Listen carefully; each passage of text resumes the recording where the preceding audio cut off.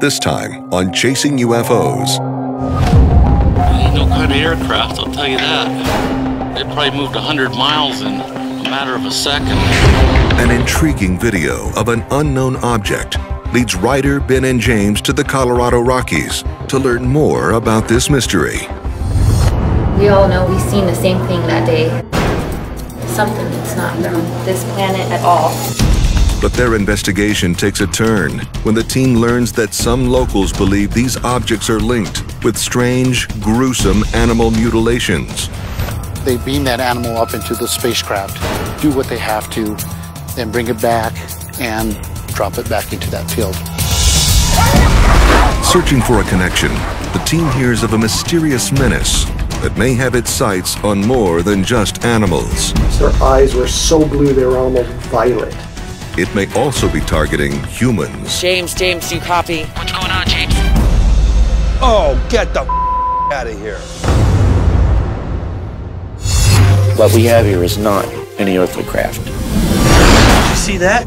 There's usually a more conventional explanation for unidentified things that people are seeing if you take the time to look for them. For the first time in my life, I'm caught believing that the possibility of UFOs is all too real. For me to be out here looking for evidence, this is it. This is what I live for. This is what I've been dreaming about. Oh my God! Wow! God.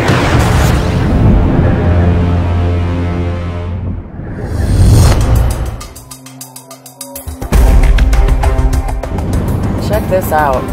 Rocky Mountains. I love this range right here. So beautiful. We're on our way to Salida, Colorado, just north of the San Luis Valley. This area is a hotbed for UFO activity with reports of sightings going back years.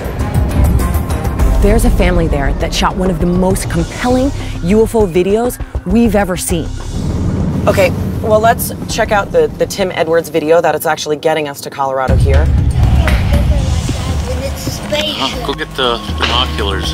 It moved over that part of the sky there. It probably moved 500, it probably moved 100 miles in a matter of a second. So you can kind of see little what looks like balls kind of rotating around the outside. They're actually talking about it on the video. See a big one? See it going? Do you see it? And if you look at Tim Edwards' video closely, the object looks like a tear in the fabric of space. To me, it's amazing footage. Then you can see there's points of reference. There's the roof. Yeah, this was the angle of a... And so you could theoretically differentiate the movement of the craft to the movement of the camera. There ain't no little airplane that moves 5 miles in 2 seconds. Sure, it's pretty jerky. There's something about the video that doesn't add up to me. The movement of the object with respect to the house in frame, with respect to the camera movement, it's not following both the way it should. Something's wrong. More and more people in the town admitted to having the same sighting. And then, when that got out in the press, we were able to connect the dots and find out that in 4 other states, around the same time, other people were seeing this craft in the air. It's not only a video, it ends up being a mass sighting seen over multiple states. If it's not a UFO, then what is it? If it is a UFO, then where's it coming from? Unfortunately, Tim Edwards has since passed, but we've contacted his family, and Brandy, the daughter that you actually hear in the video, she's 6 at the time, as well as Bob Edwards, Tim's father, they were willing to talk to us.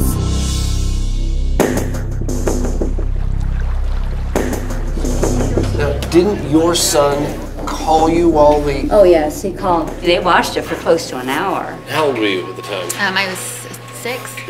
You were 6 years old. Do you remember it well? Yes, I do. We were supposed to go on a camping trip that day, so my father told me to go outside and go see if it was going to rain. So as I went outside, when I was looking up in the sky, I noticed a cigar-shaped object just hovering around. So I went and got my dad. It took him a few moments to realize, what the object was. It's a spaceship like that, and it's a spaceship. Ain't no kind of aircraft, I'll tell you that.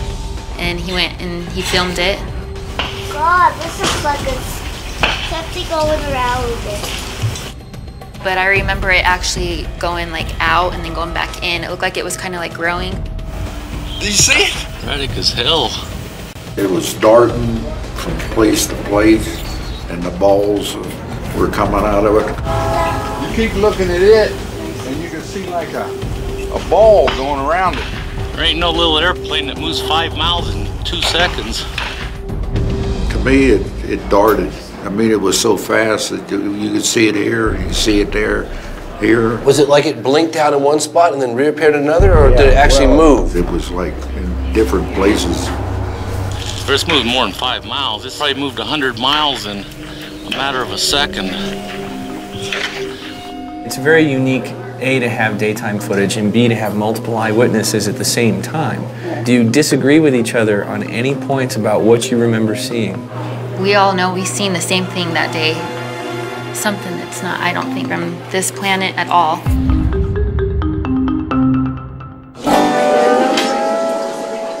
We come in peace. It's interesting to me that people found out we were in the area investigating UFOs and showed up to tell their stories. It looked like a giant hotel. Very, very big. Yeah, it's just huge. I would say it was about a couple school buses big. Interesting. I definitely cannot look up at the sky at night the same way as I did before that moment. This picture is amazing. Was it moving when you shot the picture? It must have been, because it followed along there for about 100 miles. And then I looked up and there were 3 of them. Clearly, something really amazing is going on here. After speaking with the Edwards family and some locals, we found out where the most recent UFO sightings were taking place, and we were able to target our investigation. So we're headed west, up into the mountains, to get advantage of the entire area. Unfortunately, getting there is going to be pretty difficult, so I've arranged some alternative transportation. What?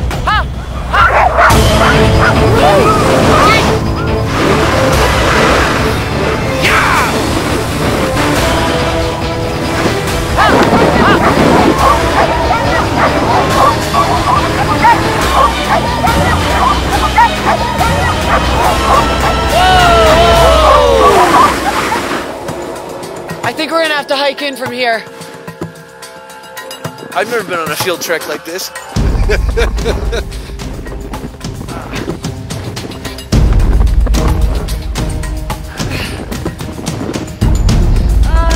No woman ever left behind. I hate snowshoeing.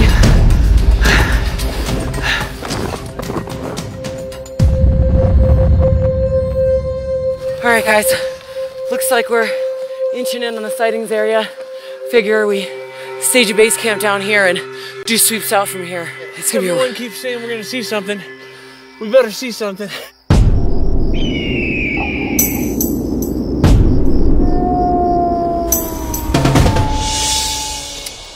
To cover more ground, we decided to split up. Ben's got the telescope and he's positioned himself on a vantage point facing south over the entire valley. James and I have an infrared camera and a thermal camera. We found another vantage point looking north, not too far away. I inverted the colors just to show how cold it is. On the ground right here, yeah, that would be 8 degrees. Let's see how cold you are. Oh my God, this is the scariest look you've ever had in your life. You aged 100 years on this thermal camera. Hey, what? If things get really bad out here, I want you to know that I'd eat Ben, not you. Ben for Ryder and James. Ben for Ryder and James. Go ahead, Ben. Yeah, guys, I just wanted to point out that it looks like we've got eyes on a regular flight path moving west to east, over. You've got movement over your right shoulder, and then movement right over here. But, you know, what people are describing is not a regular plane. They're saying massive orbs the size of hotels.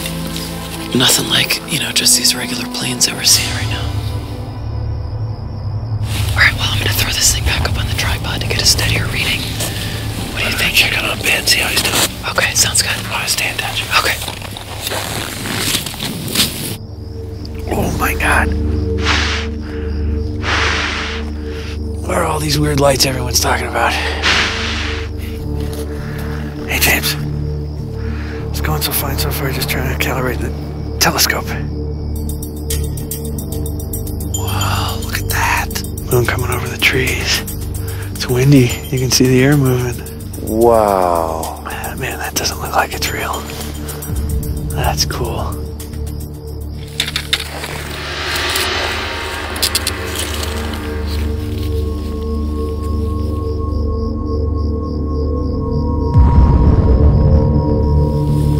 What the hell is that?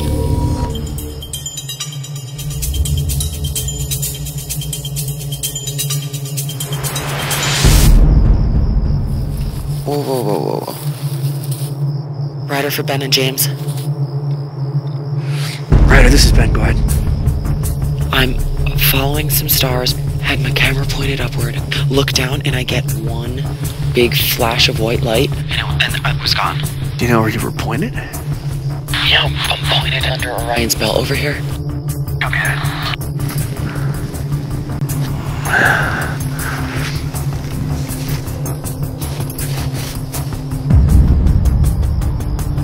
What do you see? I'm not seeing anything frightfully unusual. All I can see is the moon. Oh, that moon's blowing everything out. Damn it.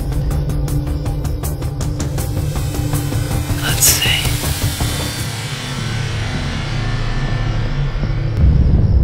We continued to search the skies until it was clear that whatever I saw was gone.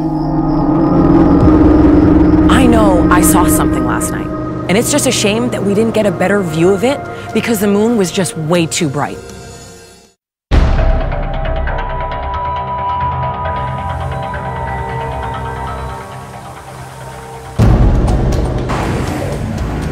Now we're heading to the very epicenter of not only sightings, but other potential ET phenomenon. I think we're in Colorado. Cattle mutilations are huge here. So I think it's definitely worth an investigation to see why people are tying them to UFOs. James, I know how squirmish you are, so... Oh, here they are. That's just nasty. Do you know how long that cow was? Oh. But yeah, the entire jaw is just cut away. There's got to be some physical evidence of that at the scene. I'm skeptical that the alleged mutilations of these animals couldn't be caused by natural predators or some sort of diseases or the decomposition process. So I'm really curious to see what the ranchers have to say. We were able to contact 2 ranchers in the region who both say that they've had recent cattle mutilations. All right, this is the end of the line. Good luck. Thanks for the ride. We may or may not be back. Thanks. Good luck. Yeah. Bye. Just a young scientist going off in the wild. I do admire his tenacity, I really do. Ben McGee. Tom Miller. Very nice to meet you. Same here. So, I hear you had a cattle mutilation recently. Yeah, I did. About 4 months ago, right out here in this field. I got a phone call, and a neighbor was going by the road here, and he said, "I think you have a dead cow out there."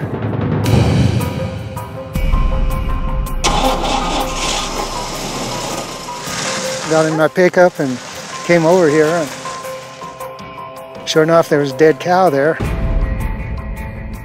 And I got to examining it. The eyes were gone, the tongue was gone. Had you ever seen anything like that before? Well, actually, I had a couple of them before. Really? Well, same sort of thing, eyes missing, tongue missing, weird holes in it? Yes, the first one was about 10 years ago, and the second one was about 2 years ago, and then this one was about 4 months ago. Wow. Is this the cow? Yeah, this is part of the hide, and that's part of the bones left. I didn't know you still had any of it here. You know, like this cow, I feed them every morning. They were all real healthy, and then all of a sudden it's dead. If we walk over here, can you show me the actual position where it was laying? Do you remember which way the legs were pointing, things like that? Yeah, the head was pointed that way, and the legs were pointed to the north that way. The eyes were gone, and I guess the big thing, there was no blood. No blood at all. There was no tracks. Darn thing, it looked like it was dead and it was dropped here. Are you saying that you think it was dead before it ended up here? That's really what I think. Really? I don't think necessarily anything extraordinary had to happen at this site based on the way it looks. But that's why I'm taking samples, to see if radiologically or chemically there's any evidence of something exotic.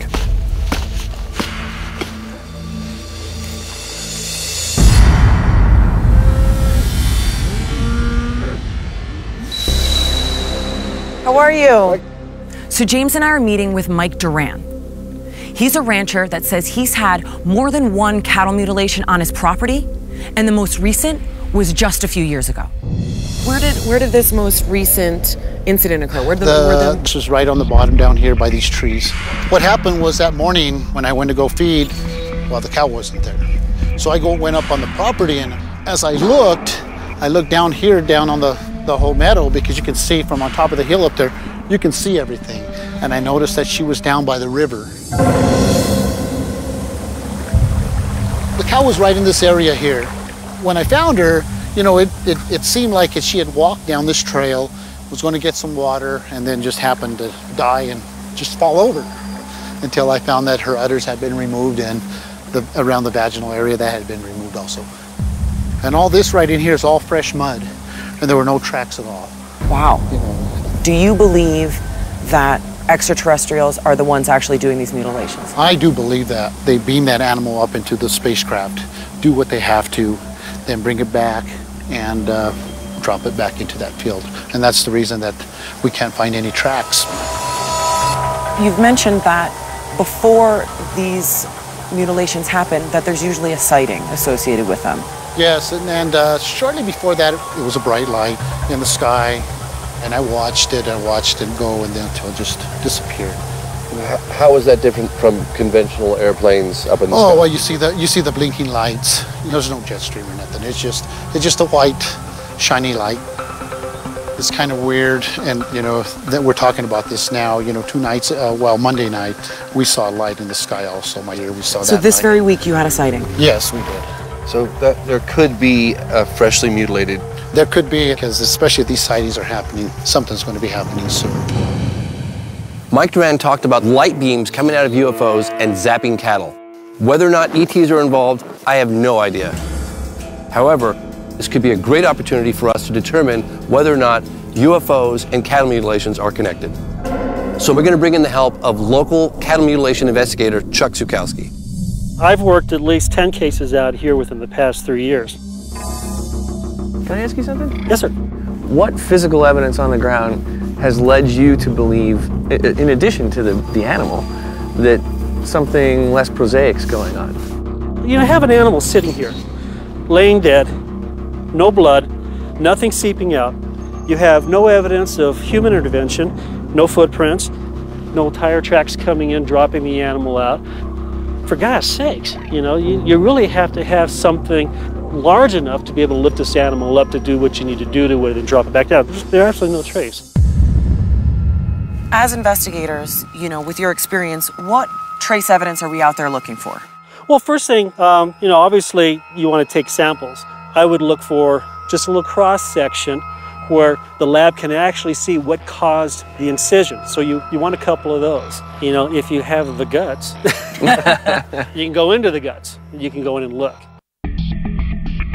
You also look for the movement of the hoofs. And when you see the hoof laying sideways like this, you don't see any type of movement at all where the animal was struggling.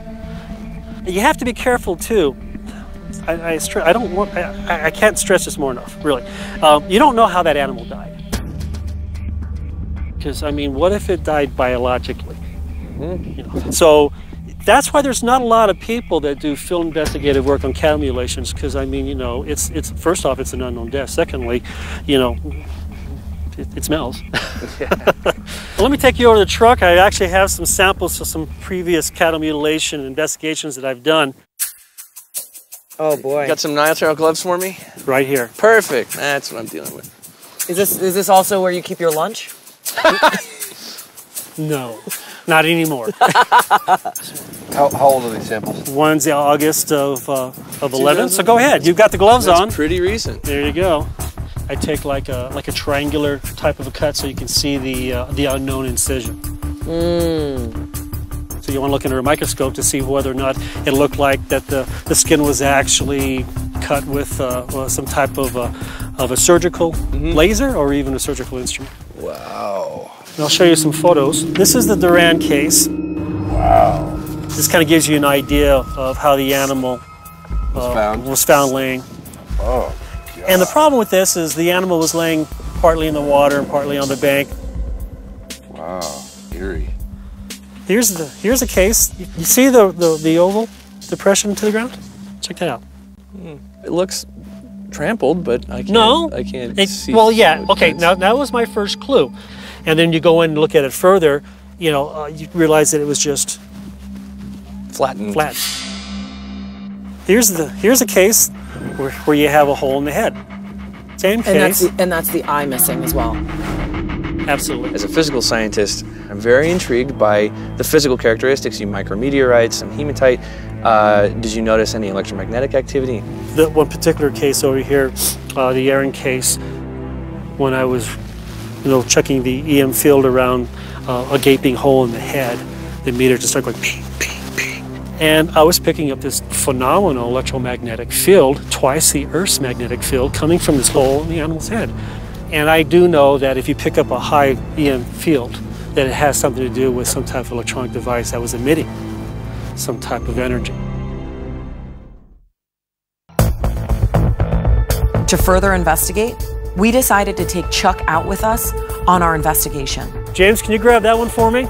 Together, we'll look for a fresh cow carcass to see if there is anything to this theory that UFOs are responsible for these mutilations.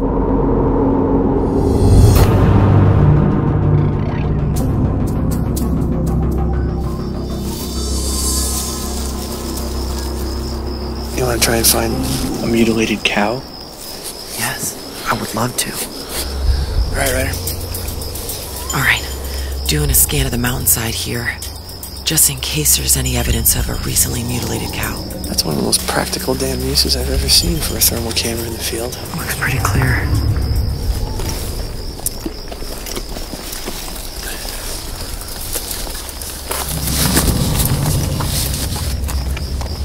Well, if we do come across a mutilated cattle, at least the cold would preserve it a little bit. Except the problem is the cold's also damaging it. That's what frostbite is. If cells actually freeze, they'll break, and then you've ruined the chemistry, so it's a fine line. You never know what to expect when you come down to places like this. Watch your footing there. It's a little slippery. Well, Mike Duran was talking about this is like nicknamed the alien field. Why is that? Well, probably because of his cattle mutilation that he had in 2009. What kind of wild animals are out here? We do have bear. Is that why you brought your gun with you? Oh, absolutely. I never venture out any type of environment like this, especially when you don't know it's hiding 20 feet in front of you. Oh, holy, you're not messing around. But we do have to watch out for mountain lions. There was one that was seen earlier tonight, just down the street. Really? Yeah, absolutely. We're going to be walking down towards the stream, and that's one of their nice stocking areas where other animals go to feed. All right.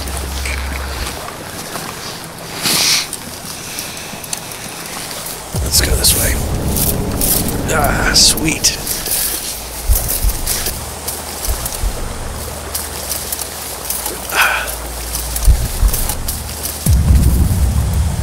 Oh, man. It's always something, huh? What are you looking at? Thought I heard something. Okay, we need to find another route. Yeah.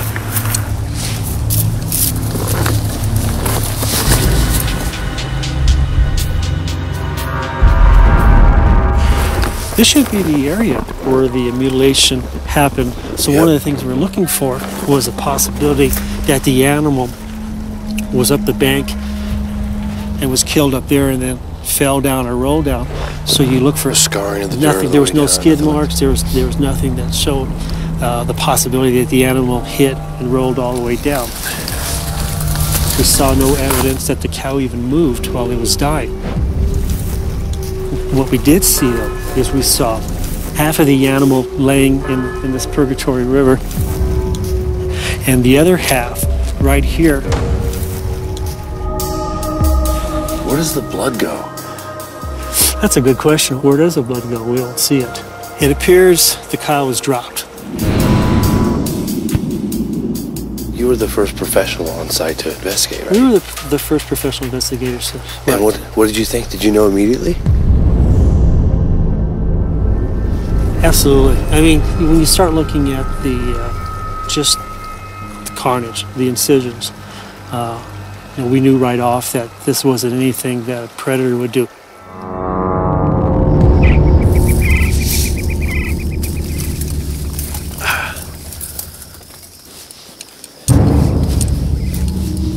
Okay. Oh, Jesus. What? 4 pairs of eyes right there at the tree line. Do you see that? No, I can't see it. I can't see it. Oh my God, I cannot get this FLIR working right now. I could really use that right now. I know. I don't know what doing. It's going through every menu possible. They're getting up. I really can't. Jesus. 1, 2, 4. Definitely 4 pairs of eyes. Okay.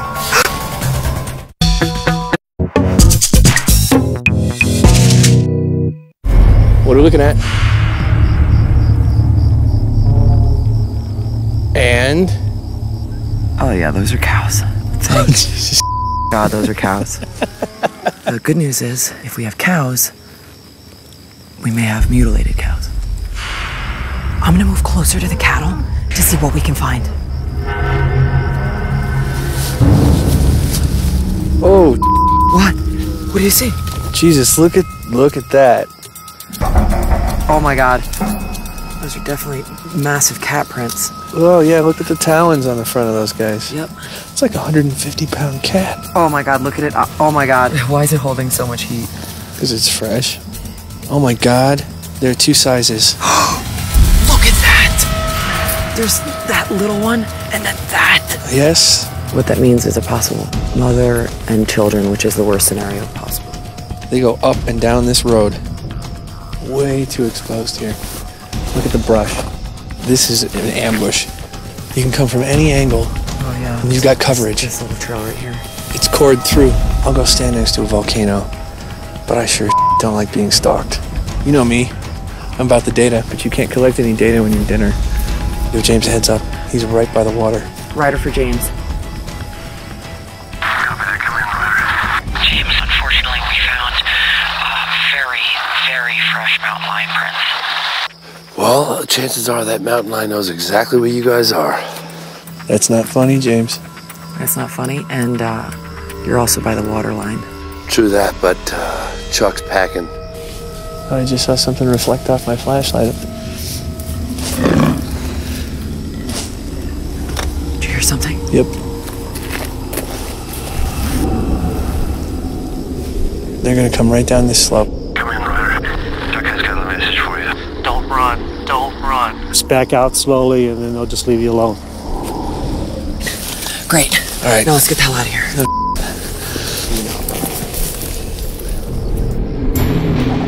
With a mountain lion nearby, it was just too dangerous to continue. So we had to call it a night. Some locals believe that UFOs are not only coming to Colorado to abduct cattle, but they're also here abducting humans. In fact, nearby is a man who claims to be a multiple abductee that is visited frequently. He claims that he's actually captured footage of one of these abductors. This is video footage that Stan Romanek shot from inside his house of what he says and what other people say is an extraterrestrial being outside his window. On the ground. And you're saying he captured an alien on video. That is what we've been told, and that's what the video shows.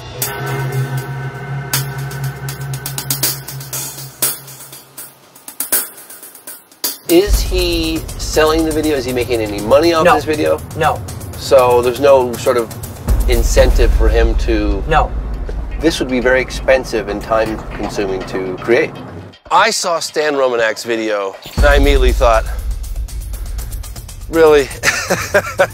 I'm open to finding out more. I haven't completely dismissed it yet. I'm not saying that this video in particular, do I believe 100% is a real extraterrestrial, but I can say that it is not a person in a mask. It doesn't strike me immediately as CG, but I'm not necessarily convinced it's not somebody in a mask. The eyes blink.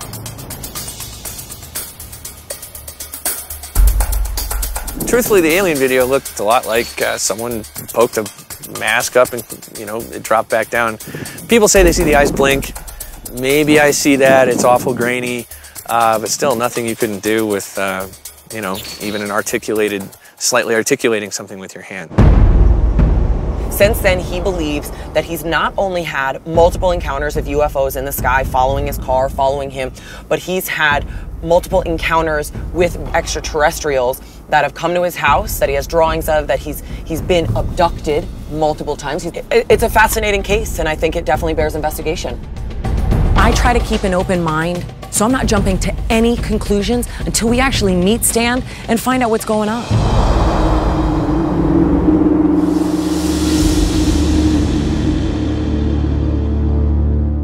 Interesting thing was, I was a real aggressive skeptic. Now I seem to be the poster child for the strange and unusual. I would love to talk a little bit about the evidence and, you know, the encounters that you've actually had with ETs. Yeah. Beautiful winter day. I went to bed about 11 o'clock.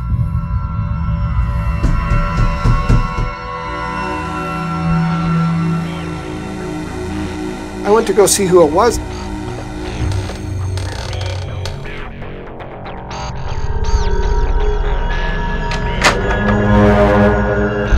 At the door were 3 people, a female and 2 males. These things had very huge, very slanted, almond-shaped blue eyes. Their eyes were so blue they were almost violet.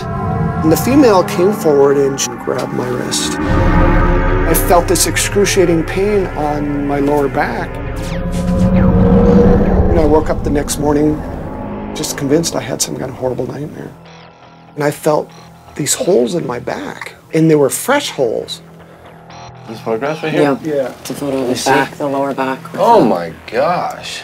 Well, I looked down, not only did I have holes in my back, but all the hair was rubbed off my wrists, and I had these wounds on my wrists. I flipped the lid. I totally lost it. I mean, I was bawling, I was shaking. Do you ask them, why me? Why me? What do you want from me? I mean, it's not like they... Can you ask those questions? I don't think they really care why.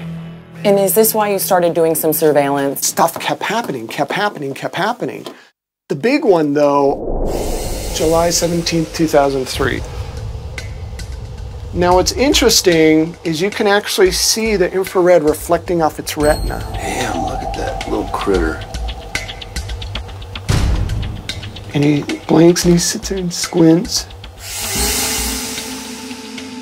Weird the way he shoots down like that. He saw me coming and he dropped down because he saw me coming. What did you do right now? When I saw it, I ran upstairs to get my wife because I saw that thing running away. And where did you see it running away? To the backyard.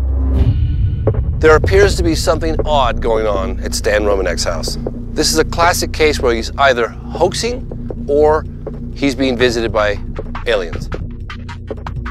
It's hard for my first suspicion to not be that it's staged. So I think we definitely need to see if we can't capture some of the stuff that Stan claims is happening to him.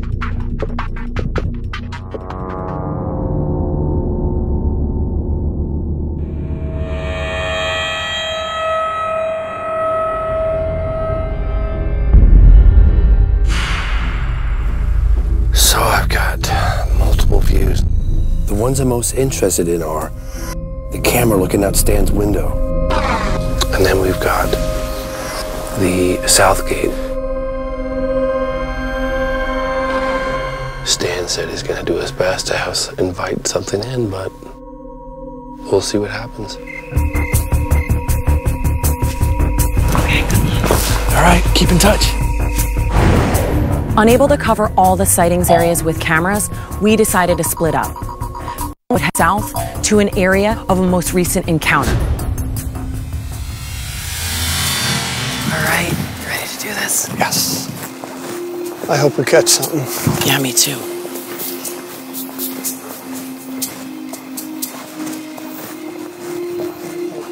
You know, there's a common misconception that you have to be out in the middle of nowhere to see something.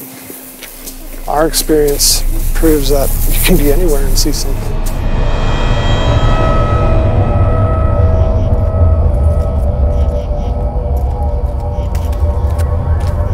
Just under 15 micro-hour/hour. Unless you had some activation of the concrete by some sort of nearby fission reactor, or neutron pulse or something. Not really expecting anything, but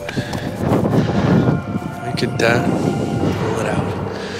Yeah, I don't know if anything's actually going on in the house, but allegedly that's where everything's going on.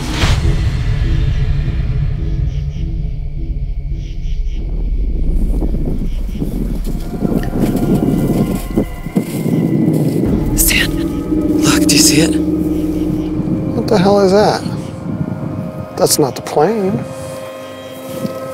It's gotta be, right? No, because it's too big. It's a disc.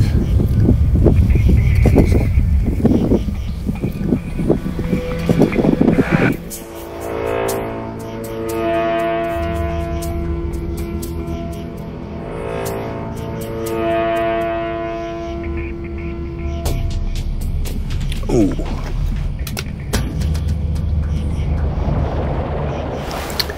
Hey, Ryder, it's James. Yeah, copy that. You seeing something? I am. I saw... Oh, it's doing it now. The camera, it's facing the south. Angela's fence there, where she claimed to have seen that entity 4 months ago. The resolution is compromised, and it's been flickering on and off. That's what happens. That's how it starts. And unfortunately, that's how it starts. For whatever reason, that's typical when they show up. They'll affect the energy. They'll affect anything electrical. He says that's pretty typical when they show up. They affect the energy and anything electrical. Okay, everyone, we're on high alert. Things like this have happened in the past when Stan's been visited, and he thinks that they might be here. Copy that. James to Ben, come in, over.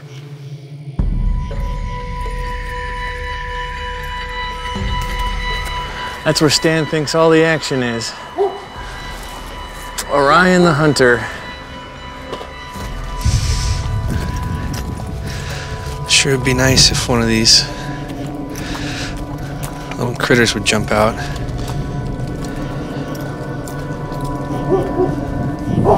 Well, first contact. You'll be happy to know you are not radioactive above background. Did I notice a street lamp go off?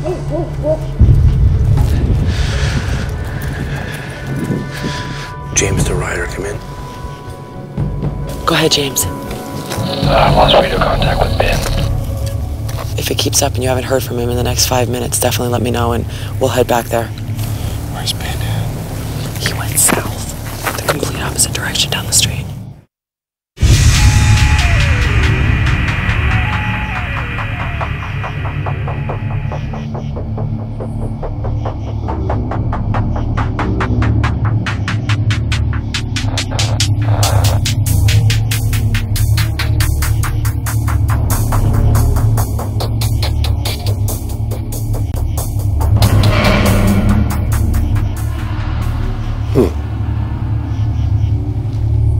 Hey, Ryder, come in one more time, it's James. Go ahead, James. You know the gate, the south gate, you guys left it wide open, now it's shut. Who did that over? Hooray! We weren't over there. mark all the time codes down so we can go back and analyze that stuff. But don't stop recording. Definitely don't stop recording.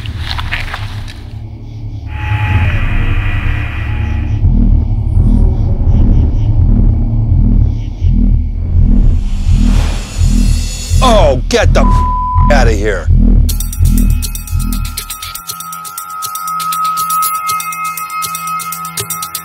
That didn't just happen. Ryder? Ryder? He's on there. Ryder. Go ahead, James. Somebody's got to be playing a joke on me right now. James, we are so far away. I don't know what's going on. Let's get headed back. James, come in.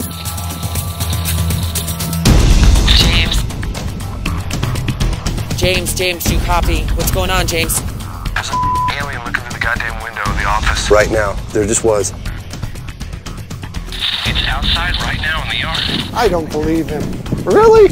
Are you sure that's what you saw? Are you positive? 1,000% positive, over. But you sure it wasn't one of the cats or, anything blowing by? Ryder? I know what I saw. Some may be given to wonder what it is I'm doing out here. It's not to scare James, nor is it to make fun of Stan. We're testing what a mask actually looks like on camera.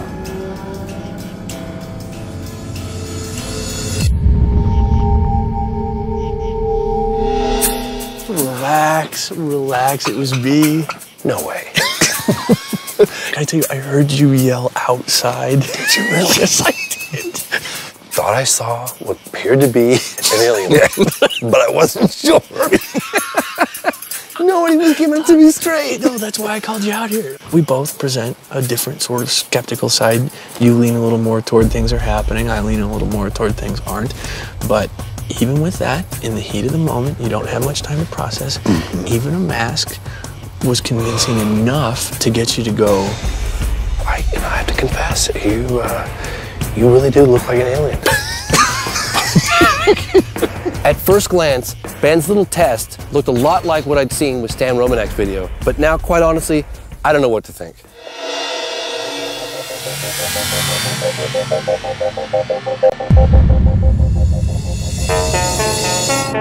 Once we returned home from Salida and the surrounding areas, we dug right into the evidence. Let's start looking through some of the Colorado evidence here. So, guys, this, in my view, as someone who's researched UFOs for nearly 20 years, is some of the best footage of a UFO I've seen. It doesn't look like a solid object. I know that there's something about this that bothers you. What is it? Even looking at it right now. So you see how there appear to be these dots moving left to right? Hold your eye on one and it's almost like it stays in the same spot as this thing drags over. The way it jiggles with the camera, but not with the house. To me, it looks almost alive. The Tim Edwards UFO video is one of the best videos in existence, in my view. There's zero doubt in my mind that this is a bona fide UFO captured on videotape over Salida, Colorado. Well, let's talk about the bone and soil samples you collected while out in the field. I haven't seen anything that indicates anything extraterrestrial at all, so, Well, the ranchers have said, look, there's no footprints around the cow, there's no indication of struggle, there's no blood splatter. That's weird. I still think there's a lot of jumping to conclusions going on with cattle mutilations. I'm really skeptical that there's anything about these mutilations that couldn't have been caused by a natural predator or diseases we're not familiar with, things like that. Okay, well, I know you guys have been dying to see this. Let's do the comparison with Stan's video of the alien in the window and Ben's video. Oh my God. To me, I can't tell much of a difference, actually. I do think... Other than the eyes moving, you can clearly see eyes moving. I believe there's a physical object outside that window. I think we no demonstrate question. that. But I don't think you can rule out a mask. Certainly, even an advanced one is more likely than invoking, interstellar travel. I mean, it raises a lot of questions. This is mysterious to me, and I don't think we've come up with an answer enough for me to say that this is a mask. I, unlike many people, don't think this video is a mask. A mask can't have blinking eyes and reflection in them. It just can't. So I'm leaving Colorado with a lot of unanswered questions.